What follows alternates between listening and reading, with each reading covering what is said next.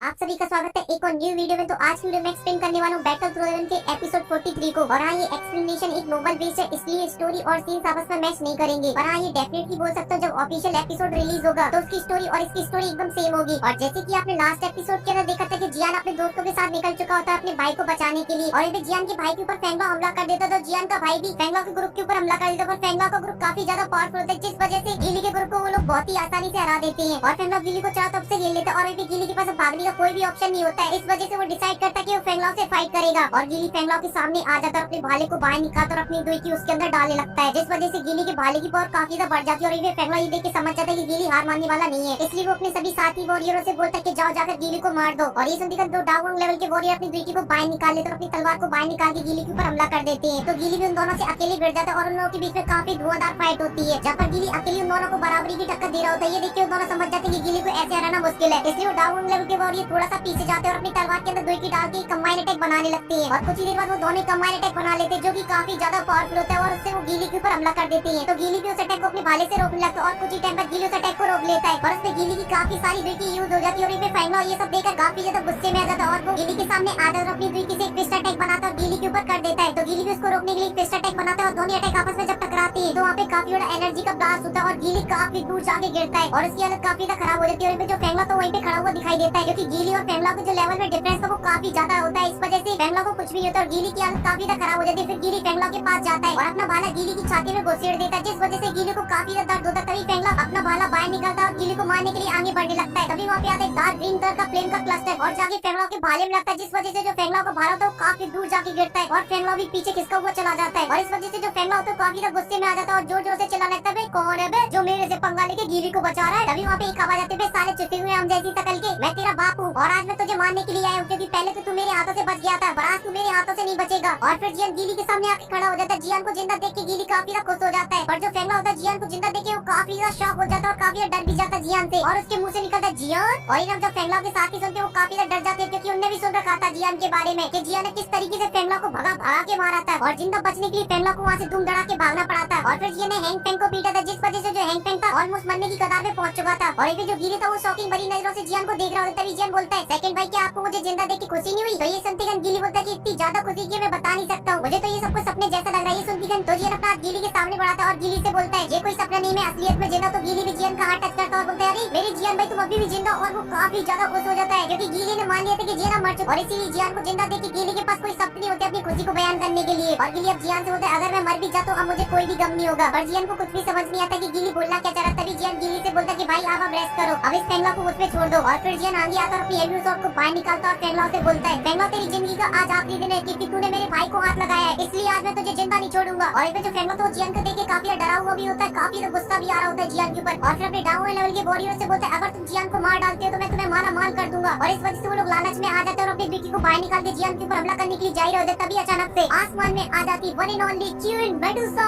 और queen Medusa के आने की वजह से जो फेंगला होता है और उसके जो साथी होते हैं काफी ज्यादा डर जाती है, क्योंकि वो लोग महसूस कर सकते थे क्वीन मेडुसा का पावरफुल ऑरा को। इस वजह से चुपचाप से अपनी विकी को अंदर रख लेते और चुपचाप से पीछे खड़े हो जाते हैं, एकदम भीगी बिल्ली बन के। वहीं पे क्वीन मेडुसा जियान को देखती है और बोलती है, उस दिन तो तुम मेरे हाथों बच गई थी, पर आज तुम्हें मेरे हाथों से कोई भी नहीं बचा सकता है। और ये सुनकर जो फेंगला तो काफी ज्यादा खुश हो जाता है, क्योंकि उसे लग रहा होता है कि क्वीन मेडुसा उसी की पार्टी की है और वो भी जियान को मारना चाहती है। इस वजह से फेंगला डरते हुए क्वीन मेडुसा से बोलता है, वेरी वेरी प्रेटी लेडी, मैं आपकी मदद कर सकता हूँ जियान को मारने में। और ये सुनकर क्वीन मेडुसा फेंगला की तरफ देखती है, देखती कर फेंगला की पैंट गीली होने लगती डर के मारे। और क्वीन मेडुसा बोलती है, अबे तुझसे जैसी आम जैसी शकल के, तेरी कोई औकात नहीं मेरी मदद करने की। तो फेंगला बोलता है, प्रेटी लेडी आप जैसा चाहती है वैसा होगा, आप अकेले जियान को मारना चाहती तो आप अकेले मार सकती हो जियान को, मैं यहाँ पे चुपचाप से खड़ा रहूंगा। और फेंगला के दिमाग में इतनी गंदी गंदी बातें चल रही होती क्वीन मेडुसा को देखकर एकदम से असली असली, जो कि उसने पूरी जिंदगी में इतनी बवाल लड़की आज तक नहीं देखी थी। वो तो क्वीन मेडुसा की पावर को देख के डरा हुआ होता है, इस वजह से वो कुछ नहीं बोल रहा होता है। और जो जियान होता है क्वीन मेडुसा को गुस्से से देख रहा होता है, और क्वीन मेडुसा भी जियान की आंखों को देख रही होती है। और जियान को इस बात से गुस्सा नहीं आ रहा होता कि क्वीन मेडुसा उसको मारने के लिए आई है, उसे इस बात पे गुस्सा आ रहा होता है इस टाइम पे आके वो इनडायरेक्टली फेंगला की मदद कर रही है। इसलिए जियान गुस्से से क्वीन मेडुसा से बोलता है, हमारे बीच में जो भी प्रॉब्लम है हम लोग फ्यूचर में सॉल्व कर लेंगे, मगर तुमने यहाँ पे अगर कुछ भी उल्टा सीधा करने की कोशिश की तो ये मैं बर्दाश्त नहीं करूंगा और मैं तुम्हारे ऊपर भी हमला कर दूंगा। और जो क्वीन मेडुसा होती है वो जियान की धमकी सुन के बिल्कुल भी नहीं डरती है, पर जो जियान के पीछे वर्ड होते हैं वो क्वीन मेडुसा को दिल को जरूर चीर देते हैं और इसे जियान को लेकर काफी ज्यादा अच्छा फील होने लगता है। और फिर जियान से बोलती है, ठीक है मैं यहाँ से जा रही हूँ, पर एक बात का ध्यान रखना, तुम्हारी जो जिंदगी वो सिर्फ मेरी, इस वजह से मैं ही तुम्हें मार सकती हूँ, इसलिए तुम्हें यहाँ पे कुछ भी नहीं होना चाहिए। और फिर वहाँ से अचानक से गायब हो जाती है। ये सब देख के जियान एकदम से भौचक्का सा रह जाता है, क्योंकि उसे बिलीव नहीं हो रहा होता कि क्वीन मेडुसा उसकी धमकी सुन के वहाँ से चली गई, क्योंकि जियान को लग रहा होता है क्वीन मेडुसा धमकी सुनने के बाद तो उसके ऊपर टूट पड़ेगी और उसका काम तमाम कर देगी। और फिर जिन अपने अमर बोलता है इस बात को छोड़ो क्योंकि औरतों को तो भगवान भी नहीं समझ पाया मैं कौन सी खेत की मूली हूँ। इसलिए जिन अपनी फाइट पे आ जाता और अपनी हैवी रूलर स्वॉर्ड को बाहर निकालता फेंगलॉ के ऊपर टूट पड़ता है और फेंगलॉ भी अपना भाला लेके जियान के ऊपर टूट पड़ता है और उन दोनों के बीच में बैटल कॉम्बैट स्टार्ट हो जाता है। और फिर दोनों के बीच में काफी धुआंधार बैटल कॉम्बैट होता है पर इसका कोई भी रिजल्ट नहीं निकलता। इस वजह से जियान थोड़ा सा पीछे जाता है, अपनी हैवी रूलर स्वॉर्ड को रख लेता है और अपनी डार्क ग्रीन कलर की फ्लेम को बाहर निकाल लेता है और फिर अपनी दोनों हेवनली फ्लेमों को अलग अलग कर लेता है। एक हाथ में अपनी ग्रीन लोटस फ्लेम को ले आता है, दूसरे हाथ में फॉलन आर्ट फ्लेम को। और ये देखकर फेंगलॉ काफी ज्यादा शॉक हो जाता है और बोलता है तुम्हारे पास फॉलन आर्ट फ्लेम क्या कर रही है। पर जियान फेंगलॉ की बातों को कोई भी रिप्लाई नहीं देता और उसे गुस्से से देखने लगता है। वहीं पे फेंगलॉ देख के समझ जाता है अब ये फाइट काफी ज्यादा खतरनाक होने वाली। इस वजह से अपने सभी डाउ वैंग लेवल की वॉरियर से बोलता है तुम सभी को जियान से डरने की कोई जरूरत नहीं है क्योंकि हम लोग मिलकर इसके ऊपर हमला करेंगे तो इसको अपन बहुत ही आसानी से हरा देंगे। और फिर वो सभी अपनी दुर्गी को बाहर निकाल लेते हैं और जियान के ऊपर हमला करने के लिए आगे बढ़ने लगते हैं। तभी जियान अपनी फॉलन आर्ट फ्लेम उनकी बॉडी के अंदर डाल देता है जिस वजह से उनको काफी तेज दर्द होने लगता है और साथ ही फॉलन आर्ट फ्लेम उनकी दुर्गी को भी खाने लगती है। और फिर जियान अपनी हैवी रूलर स्वॉर्ड उठाता है और उनके ऊपर स्लैश अटैक कर देता है और जब उनके वो स्लैश अटैक लगता है तो काफी ज्यादा जख्मी हो जाते हैं पर वो और ये फिर भी हार नहीं मानते और फिर सभी मिलकर एक कंबाइन अटैक बनाते और जियान के ऊपर कर देते हैं। पर जियान अपनी हैवी रूलर स्वॉर्ड से उस अटैक को बहुत ही आसानी से रोक लेता है पर इस वजह से जियान की सटक जाती है और फिर जियान वॉरियर के पास जाता है और अपनी हैवी रूलर स्वॉर्ड से एक उसमें जड़ देता करारा सा जिस वजह से वॉरियर की हालत काफी ज्यादा खराब होने लगती है और वो बेहोश होने लगता है। तभी जियान उसके पास जाता है और उसको पकड़ता है और उसमें करारी सी लात जड़ देता है जिस वजह से वो वॉरियर काफी दूर जाके गिरता है। और ये देख के जो फेंगलॉ होता है वो काफी ज्यादा डर जाता है क्योंकि जियान ने 2 ही अटैक के अंदर एक डाउ वैंग लेवल की वॉरियर को हरा दिया और इसी वजह से फेंगलॉ को अपने ऊपर ही गुस्सा आने लगता है क्योंकि वो डाउ वैंग लेवल का वॉरियर है और वो जियान एक डाउ वैंग लेवल का वॉरियर वो भी कुछ दिन पहले बना है उसको भी नहीं हरा पा रहा है। तभी फेंगलॉ अपने बाकी के वॉरियर से बोलता है अपनी दुर्गी की मदद से उस फॉलन आर्ट फ्लेम को अपनी बॉडी से बाहर निकालो वरना वो तुम्हारी सारी दुर्गी को खा जाएगी। और ये सुनकर वो सभी के सभी वॉरियर अपनी पूरी दुर्गी की पावर लगा के फॉलन आर्ट फ्लेम को बाहर निकालने लगते हैं अपनी बॉडी से और फेंगलॉ भी अपनी दुर्गी की पूरी पावर लगा देता है फॉलन आर्ट फ्लेम को बाहर निकालने में और इसी वजह से वो कुछ देर में अपनी बॉडी से फॉलन आर्ट फ्लेम को बाहर निकाल लेते हैं। और फिर फेंगलॉ अपने वॉरियर से बोलते हैं तुम जाकर जियान के भाई गीली को पकड़ो क्योंकि हम लोग जियान के भाई की गर्दन पे तलवार रखकर ही जियान को रोक सकते हैं और फिर तभी हम लोग यहाँ से जिंदा बच के यहाँ से निकल सकते हैं। और अगर मैं यहाँ से आज जिंदा बच के निकल जाता तो मैं तुम लोगों को इतने सारे ट्रेजर दूंगा कि आप लोगों ने कभी सोचा भी नहीं होगा। और ये सुनकर दो डाउ वैंग लेवल के वॉरियर गीली के ऊपर हमला करने के लिए आगे बढ़ने लगते हैं और फेंगलॉ भी अपनी डार्क रेड कलर की दुर्गी को बाहर निकाल लेता है जियान से फाइट करने के लिए। तो जियान भी फेंगलॉ के पास आ जाता है और अपनी ग्रीन लोटस फ्लेम को बाहर निकाल लेता है और जैसे ग्रीन लोटस फ्लेम बाहर निकलती है तो फेंगलॉ की जो दुर्गी होती है वो फेंगलॉ की बॉडी के अंदर घुस जाती है और बोलती ना मैं बाहर नहीं निकलूंगी। और फेंगलॉ अपनी दुर्गी को बाहर निकालने की कोशिश करने लगता है पर वो दुर्गी बोलती ना नको मैं बाहर नहीं आऊंगी। और ये सब इसलिए हो रहा होता है क्योंकि जियान की जो ग्रीन लोटस फ्लेम है वो काफी ज्यादा पावरफुल हो चुकी है। इस वजह से जो फेंगलॉ की ब्लडी दुर्गी होती है वो बाहर नहीं निकल रही होती है क्योंकि उसे ग्रीन लोटस फ्लेम से डर लग रहा होता है। और फिर जियान फेंगलॉ के ऊपर हमला करने के लिए आगे बढ़ने लगता है और फेंगलॉ अपनी तरफ जियान को आता देखते ही वो जियान के ऊपर एक अटैक करता है पर जियान उसे बहुत ही आसानी से बच जाता है और फिर अपने हाथ में दुर्गी लाता है और बोलता है